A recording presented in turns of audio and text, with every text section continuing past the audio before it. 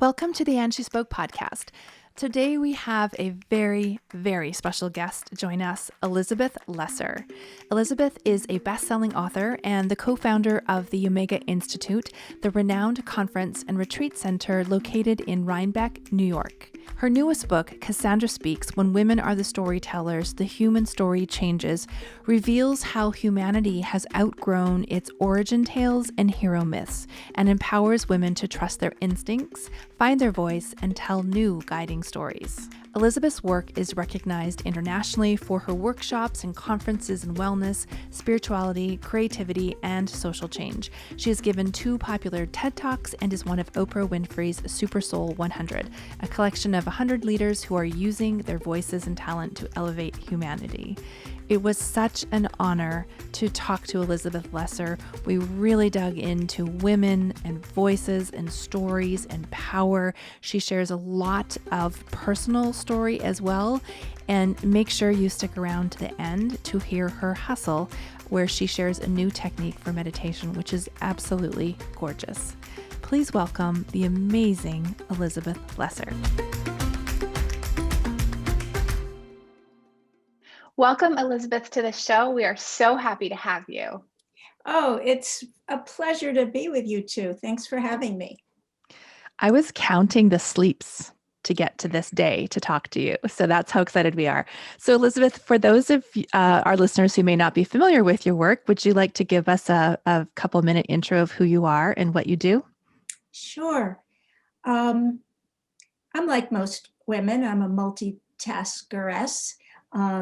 I co-founded a retreat and conference center 40 years ago. I was 12, I like to tell people, but actually I was 22. And we are one of the country's largest conference and retreat centers that focuses on wellness and spiritual practice and business and creativity and social change. Omega Institute in Rhinebeck, New York. We've been shuttered for a year, like so many businesses. So that's a whole thing. And then I'm also a writer, an author. I've written several books, 4 books, and I also have done a lot of the kind of work that you do, speaking with interesting thought leaders from all over the world, whether on stage or more recently, virtually. So I love what you do because I relate to it. So yeah, that's me. So we really would love to discuss your book, Cassandra Speaks, and so much of it really spoke to us as our everyday experiences. And I'm wondering if you would, one second, Siri just popped on here. I have no idea why. Oh my God, seriously. Okay. she's a danger. She's a like my hands are not danger. even touching anything and it came on. Elizabeth, would you share with us the story of Cassandra? It was not one that I knew about, but I think it's so powerful. And now she's like this little character in my mind that I have to remind myself about. I would love for you to share that story. Yeah, when I first began writing my newest book, Cassandra Speaks, When Women Are the Storytellers, the human story changes, that's the full title. I didn't know I was going to call it Cassandra Speaks. I also didn't, I'd heard about Cassandra. It's sort of a word we've heard of, but I really didn't know the story very well.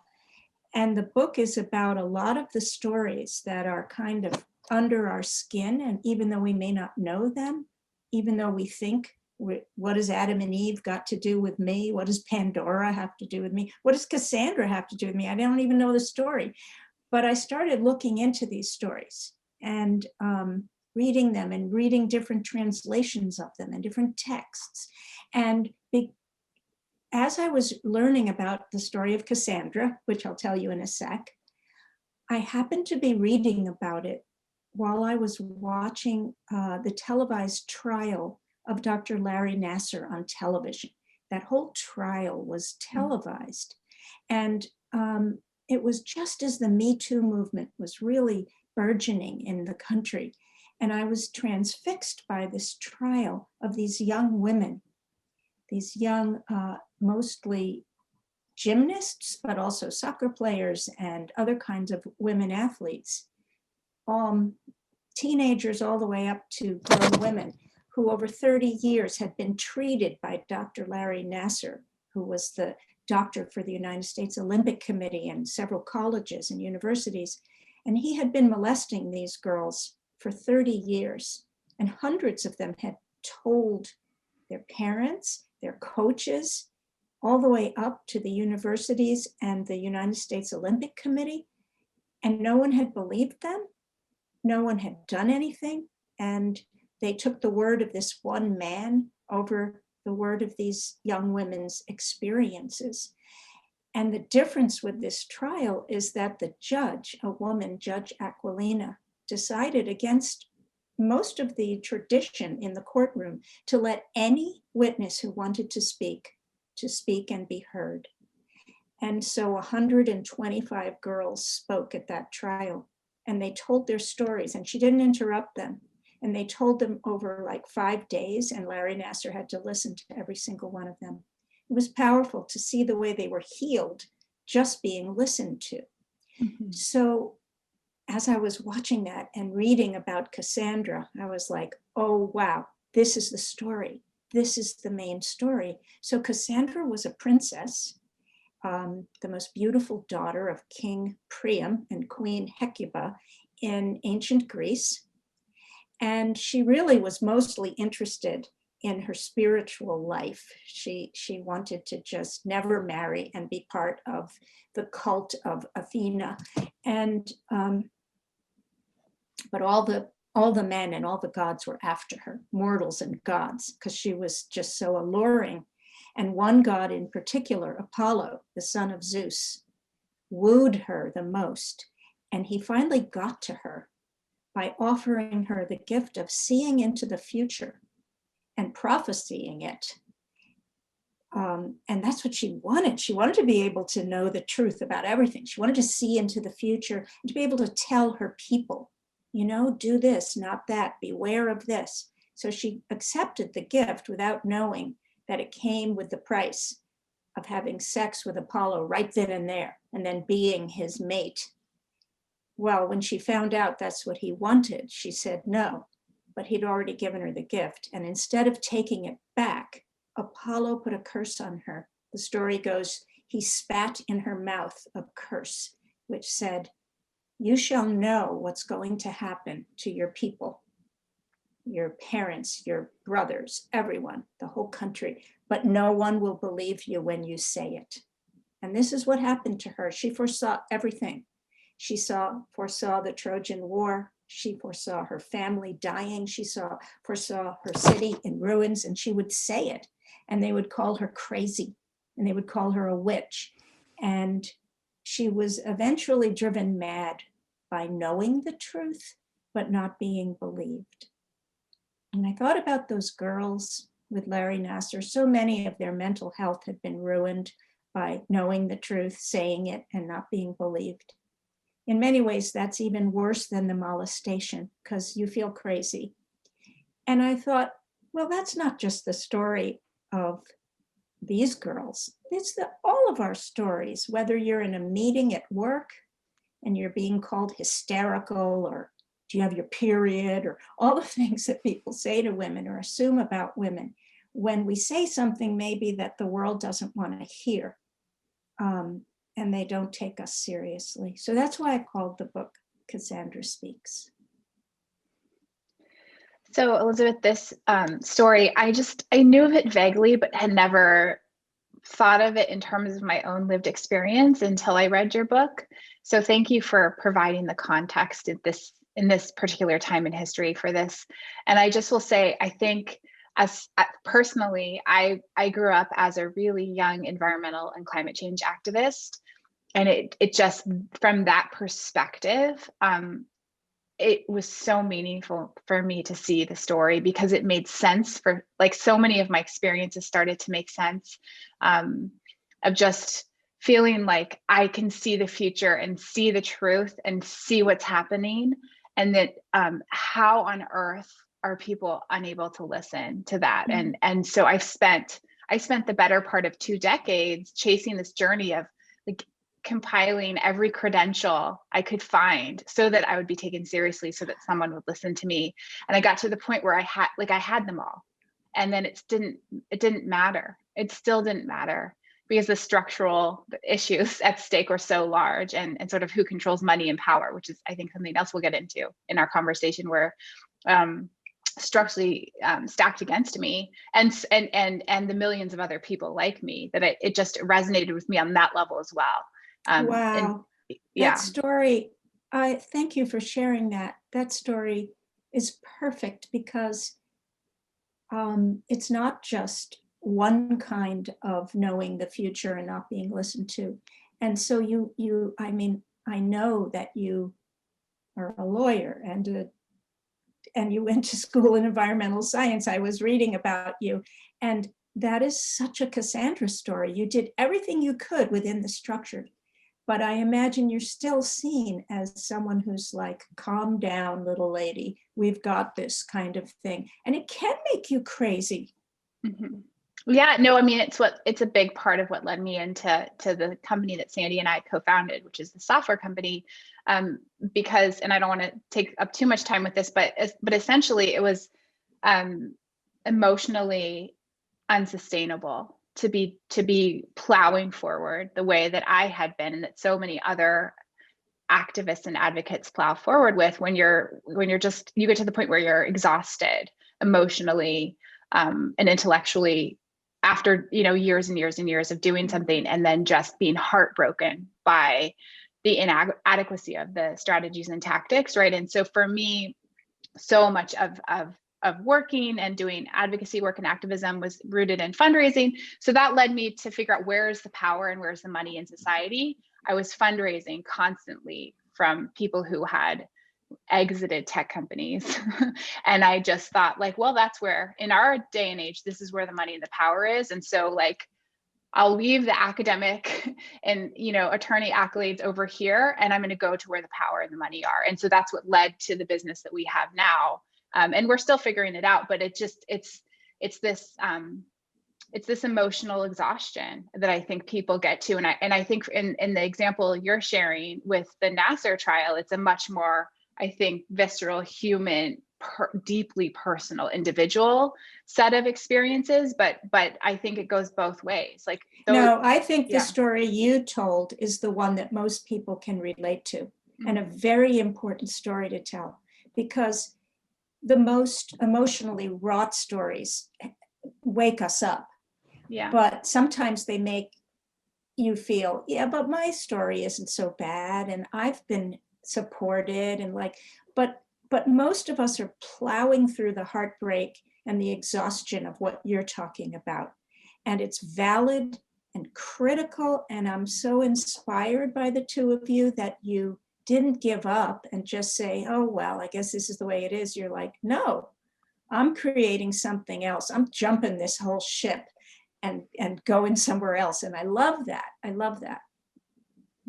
That's so interesting that you say it that way, because in some ways it was like, I can't deal with you. I can't, the world, the systems, I'm going to just like come over here and work with Jenny, and we're going to create our own thing and do our own thing, do it our own way. And now I feel like we have to like turn and face the world and the systems that are there. And now it's like a new fight to be heard. And even at as simple as a meeting, right? Just to be like, can it like that all day long. I hear you. And if there's anything I want to talk about in this book, it's that. It's like, okay, what do we do? Do we just start yelling as loudly, aggressively, and macho-ly as the people? Sometimes, but if that's all we do, like Nietzsche says, be careful when fighting monsters, you don't become one. It's a slippery slope. You don't even know you're becoming one. And then all of a sudden you're in the power and the money, and it's kind of yummy, and you don't want to give it up. So I'm interested in women uncovering a different superpower to be heard. not just the old, dude way of being. Not that Yeah. I'm not mad for men and love men and am married to one and have sons. And I'm talking about the archetype of the kind of power brokering that's going to wreck the world. Mm-hmm. We don't find a way, not just to get our foot in the door, but once we're in there, to create a new room.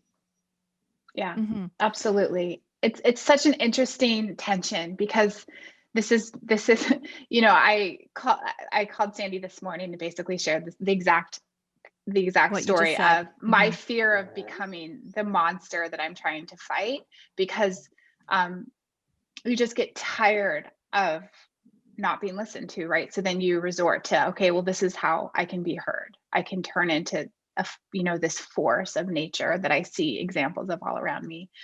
But part of, I think, our superpower is that we have each other. And so I don't know if I'm curious about I know you are co-founder of Omega, and how that played into sort of your ability to grow the organization. Like Sandy, for me, is we have each other as a touchstone, and we also try to surround ourselves with inspiring, amazing people and thinkers, right? So your book obviously is informing the decisions we're making in our company, and we can check each other, right? So is this, I think this is happening. Are you seeing this happen? Can you reflect back to me what your experience was in that meeting or in that situation? So we have each other, and in your case, I'm just wondering, how was that for you, having co-founders? Was that something that you were able to kind of use to draw strength and lessons from, or how did that play out for you or inform your work now?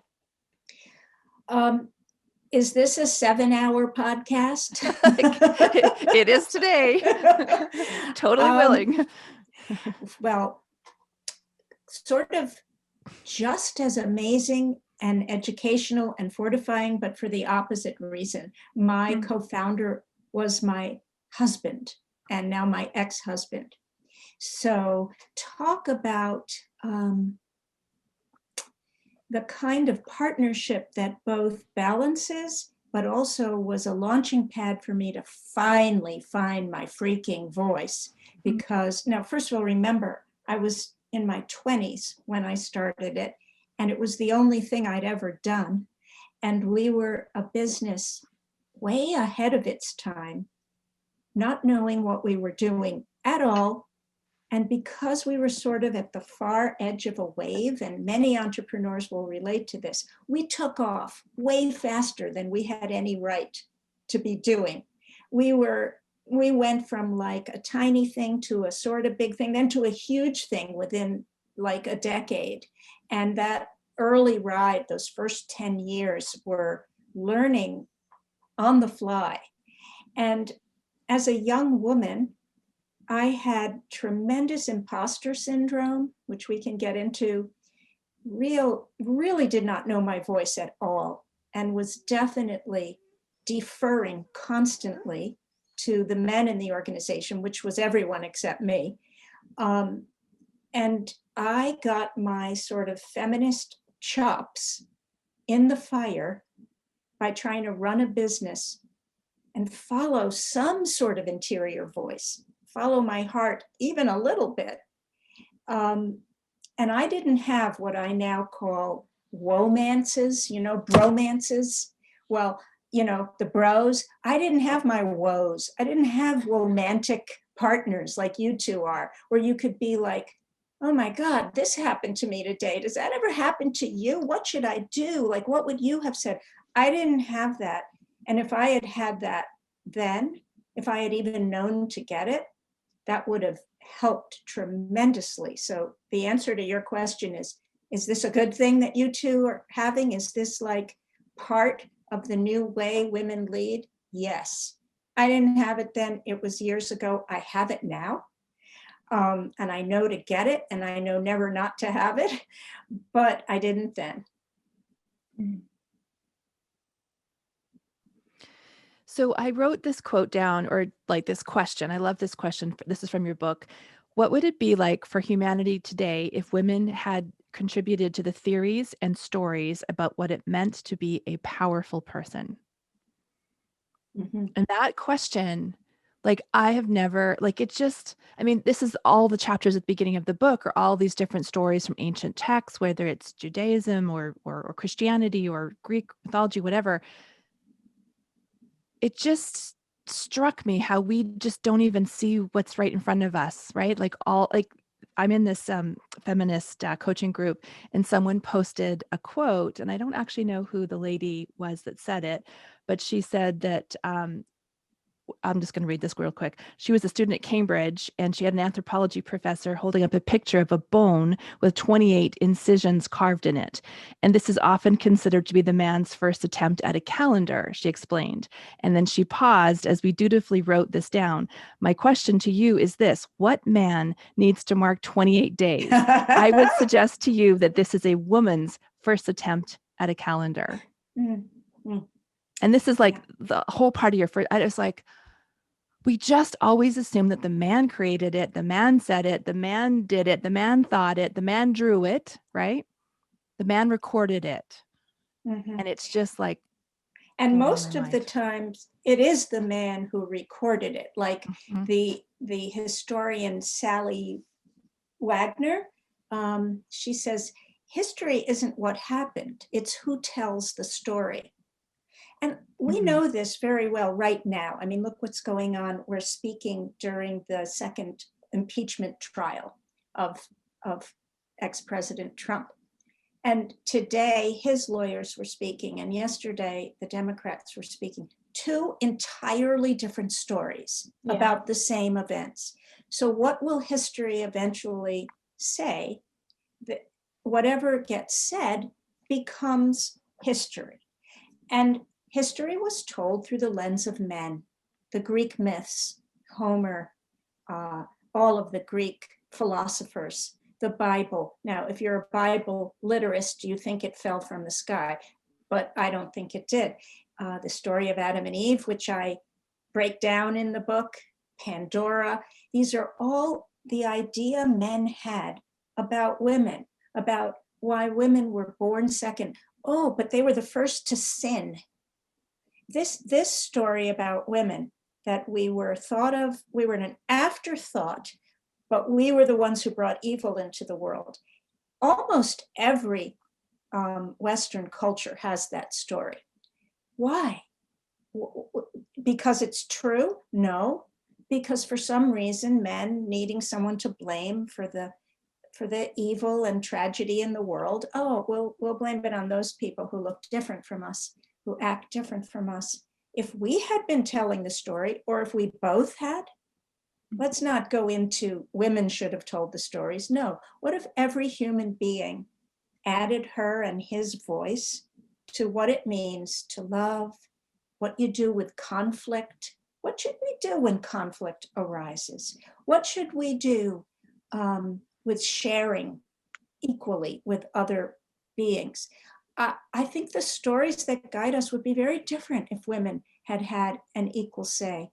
Even our science stories, even our more recent stories, you know how we say, under stress, human beings fight or flight, the fight or flight. We all believe that, right?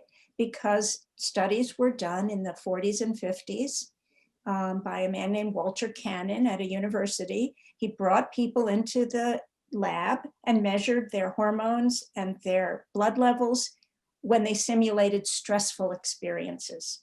And their reactions were either to fight or to flee, not just to run away, but to detach and to go into a detached way of being.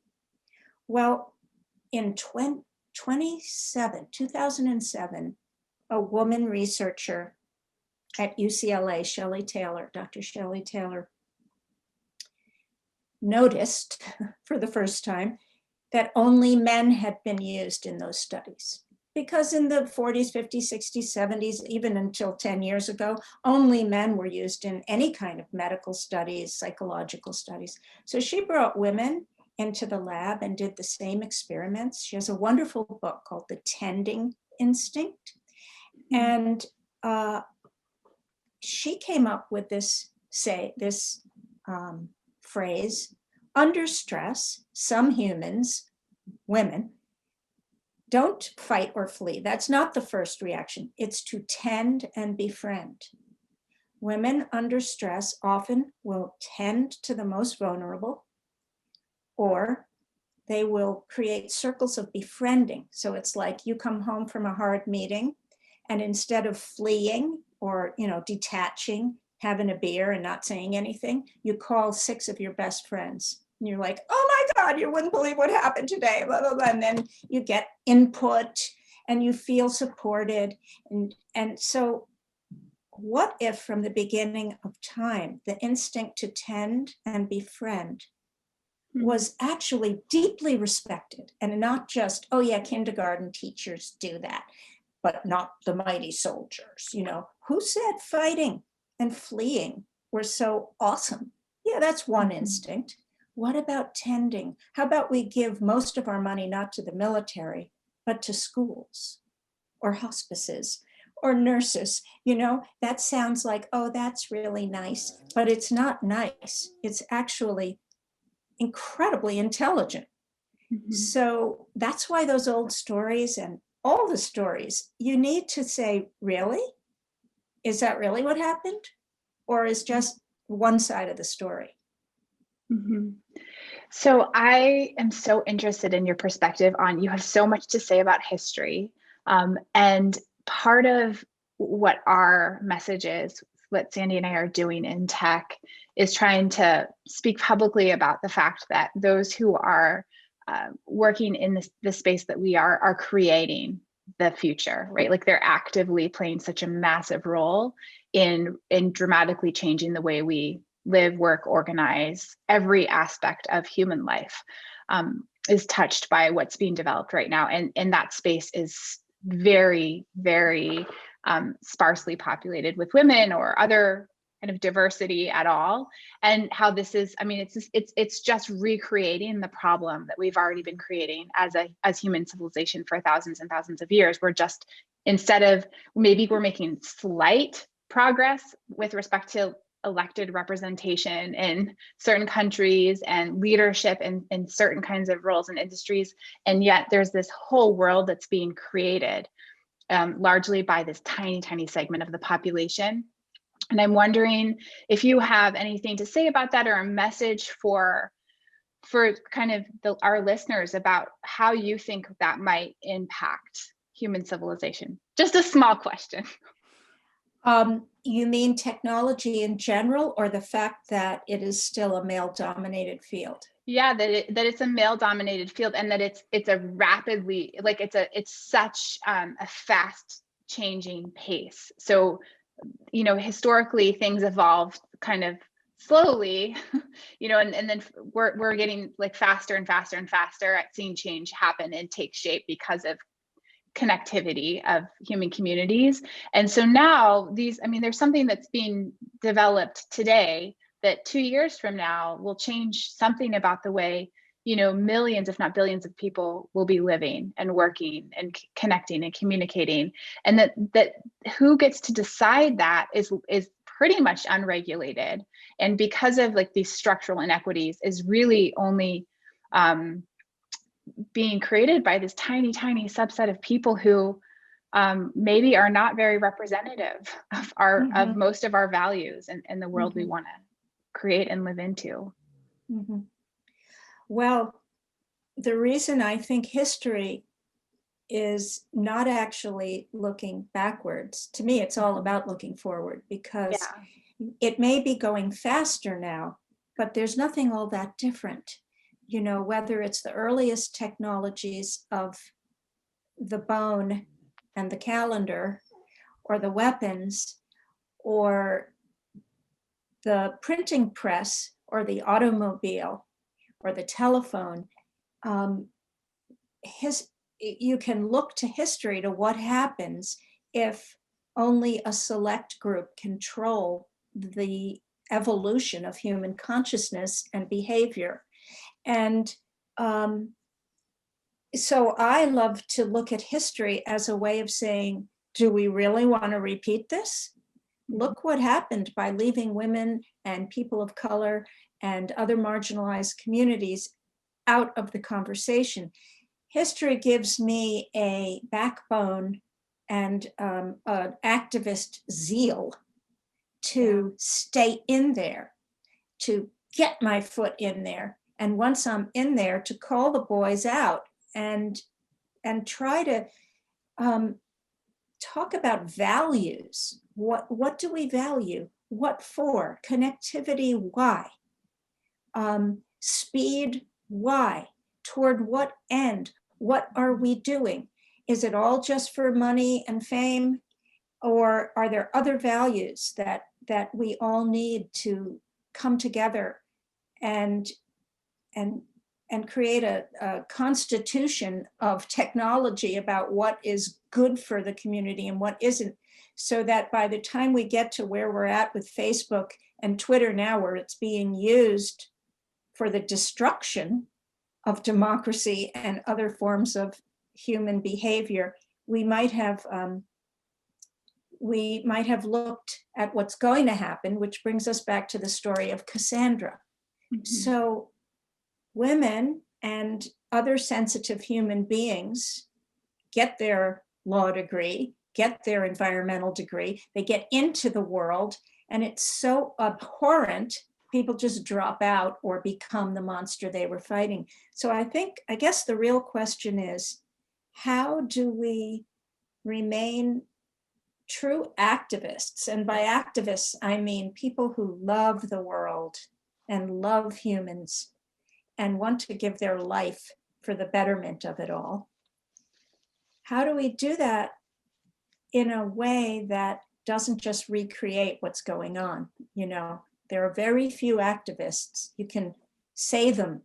We all know them: Gandhi, Dr. King, Rosa Parks. You know, there's very few who sort of walked what I call both the activist path and the innervist. I coined that phrase, innervism, to me, which is working on yourself, even as you work to change the world, so that you don't become the monsters that we're fighting, so that you are love made visible, as Khalil Gibran described work. Work is love made visible. How do we do that? How do you penetrate a world like the world of technology? How do you penetrate it with love and service? If I had the answer, I'm sure I would be being hired right now by every tech company. So I don't have the answer, but I do have extreme confidence in my feminine perspective. Mm-hmm. And I think other people know better than I how to manage the corporate world, but I know how to manage the inner world. And that's what I can talk to. I can't talk to like, well, you should actually go to Duke because they have a program that's going to, you know, like, I'm not in that world, but I'm in the world of strengthening your deep female core, getting over your imposter syndrome, finding your voice and sticking to it, and knowing when to push and when to love. That's what I know. I have been dying to ask you this question. Do you consider yourself ambitious? Yes, very. Yeah. I'm ambitious. Yeah. I'm ambitious, I'm aggressive, I'm loud, I like leadership, I want more. But I also know that there's a shadow side to all of that. So I'm constantly working on ambition for why, aggression for what end, loudness when, silence when, love when, fierceness when. I'm constantly trying to find that razor's edge. Mm-hmm. Yeah, it's so interesting. Yeah, I figured that's what you were going to say based on having read your book.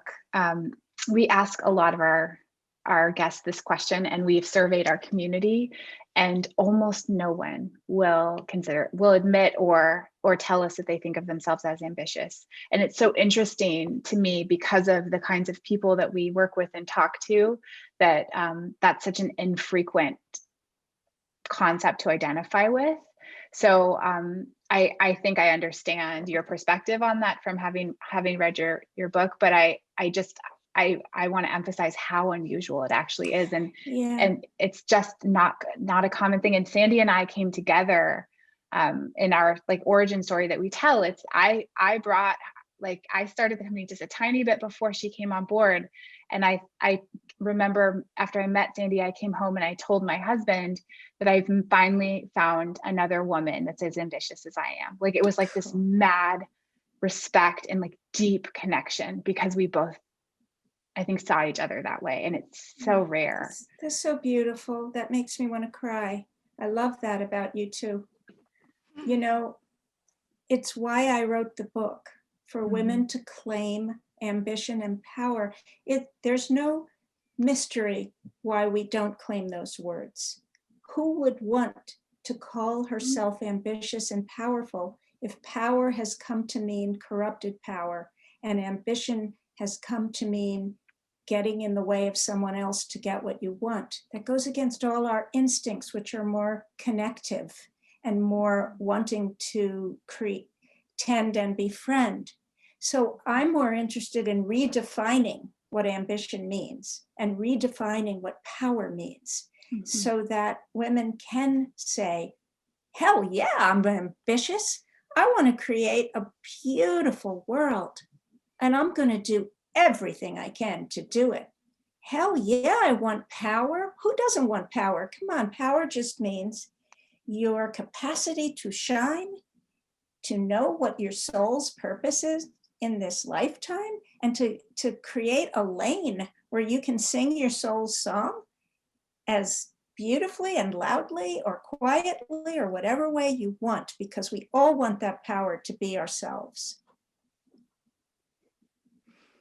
Yeah, I think that's what your book has done for me, is like made it okay to want the things and sort of put this perspective on why I believe the things I've believed, or defined the words I've defined, the way I've defined words because of history, and just to question it all, to take a look at every belief that I have. Why do I have it? Do I want to keep it? Does it empower me or not? And change it if I need to, right?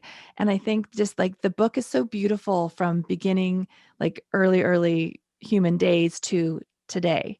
Like, just zoom out and look at this, and why it really explained to me some of the struggles I've had.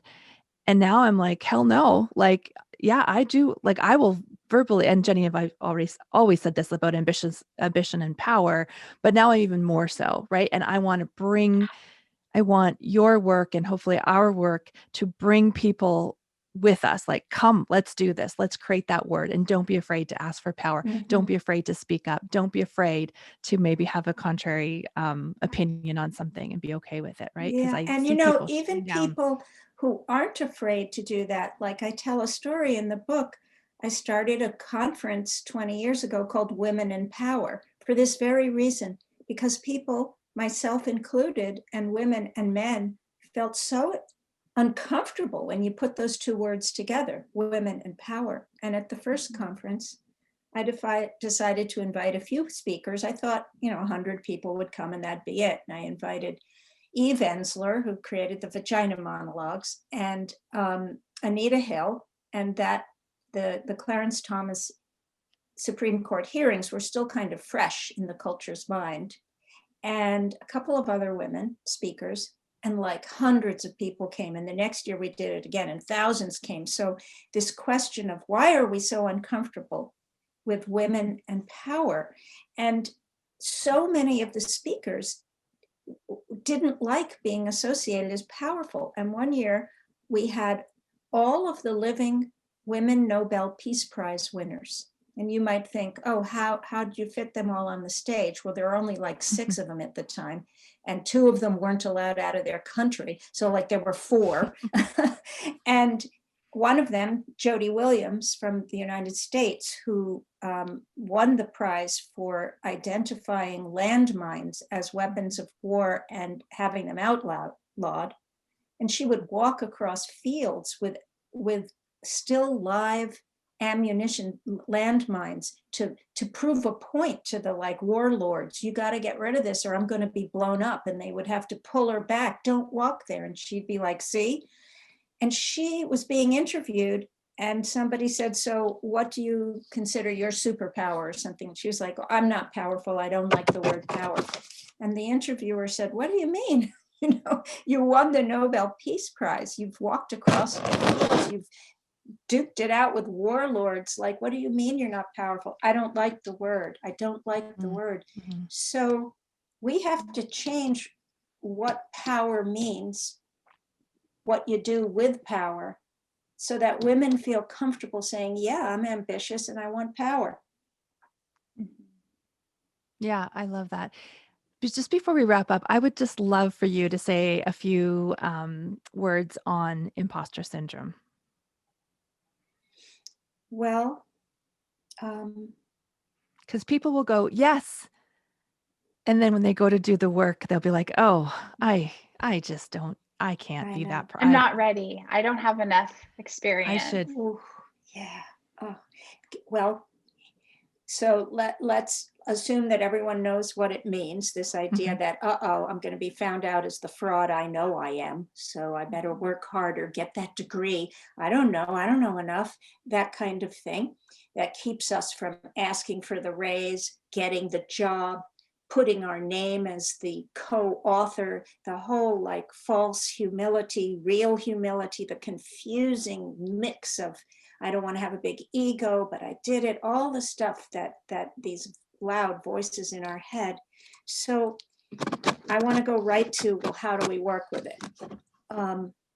The most important thing to me has been being honest about it in yourself.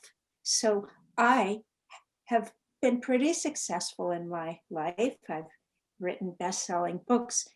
I have worked with Oprah. I've been, I produced many shows for her. I had my own radio station on her Sirius XM station. I started a business, blah, blah, blah.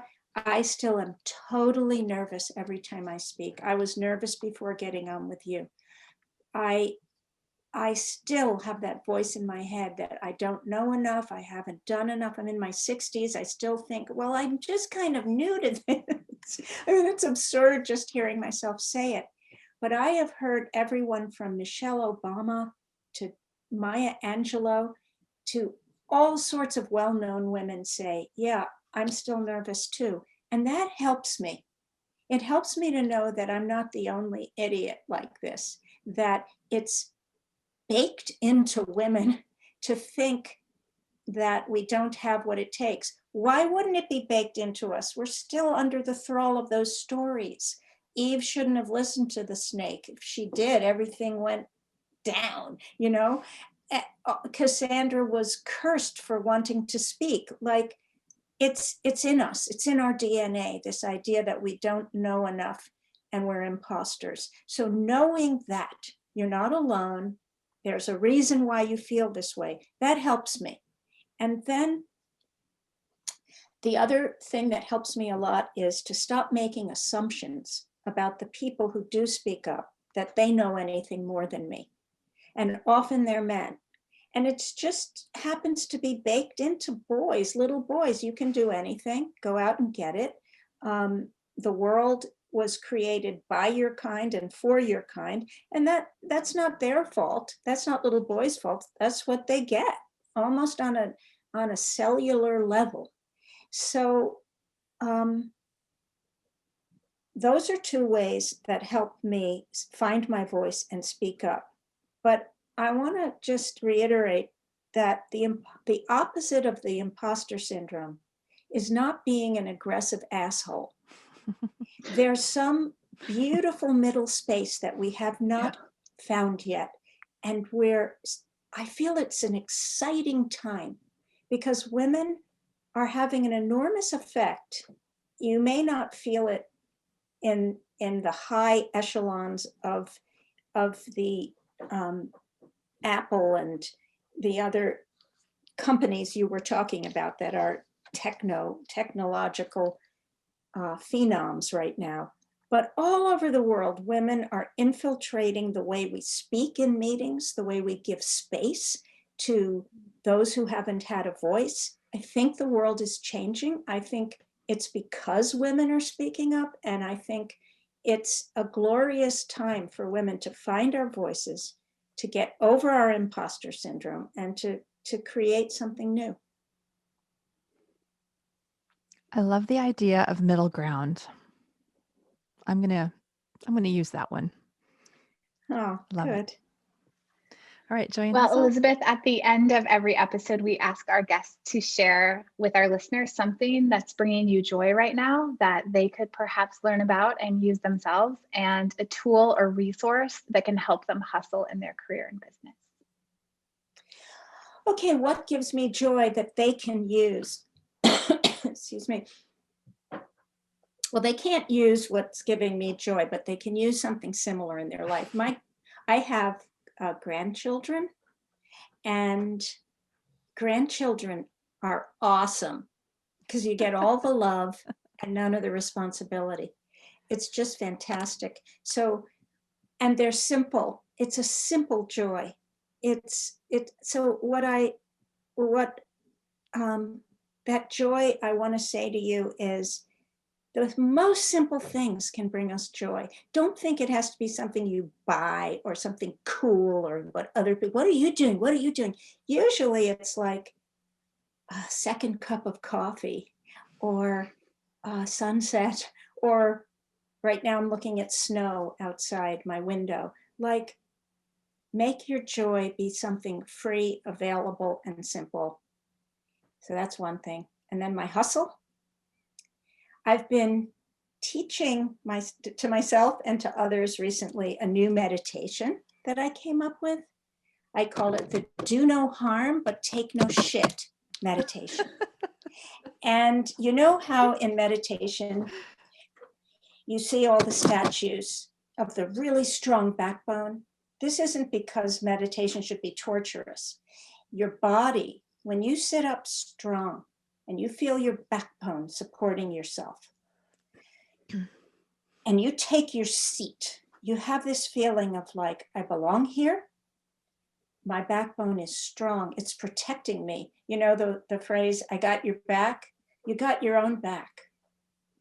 And if you do that, but at the same time, you keep your front super soft, super open and sensitive, because your back is strong. This is the middle ground that we're talking about. You can be both strong and fierce and soft and kind.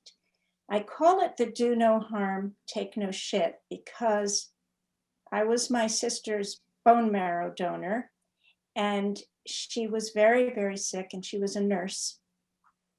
And she lived a year after the bone marrow transplant, but sadly she died a couple of years ago. And I wrote a book called Marrow about it. And when I was cleaning out her office, she was a nurse. And you know, the Hippocratic oath is do no harm. And women and that whole tend and befriend nature, the caring nature, it's what we must keep, that soft, do no harm front. We must keep that. But when I was cleaning out my sister's office, I found this needle point she had made that said, do no harm, because she was a nurse, but take no shit, because nurses take a lot of shit.